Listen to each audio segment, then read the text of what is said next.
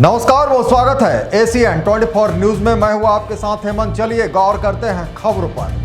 अवैध धान परिवहन पर रोकथाम में तैनात ग्राम पंचायत सचिव को लापरवाही भारी पड़ गई है। सारंगढ़ बेलायगढ़ जिले के बरमकेला विकासखंड अंतर्गत अंतर्राष्ट्रीय चेक पोस्ट अमलीपाली में ड्यूटी से नदारद पाए जाने पर कलेक्टर डॉक्टर संजय कनौजे के निर्देश पर जिला पंचायत सीओ इंद्रजीत बर्मन ने ग्राम पंचायत सचिव गिरजानंद पटेल को तत्काल प्रभाव से निलंबित कर दिया है। दरअसल 21 दिसंबर की रात तहसीलदार, नायब तहसीलदार और मंडी उप निरीक्षक बरमकेला द्वारा संयुक्त औचक निरीक्षण किया गया, जिसमें गिरजानंद पटेल अपने कर्तव्य स्थल से अनुपस्थित पाए गए। कारण बताओ नोटिस के बावजूद संतोषजनक जवाब नहीं देने पर उन्हें छत्तीसगढ़ पंचायत सेवा आचरण नियम 1998 के उल्लंघन का दोषी माना गया।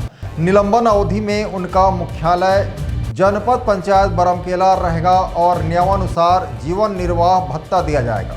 Bureau report, ACN 24।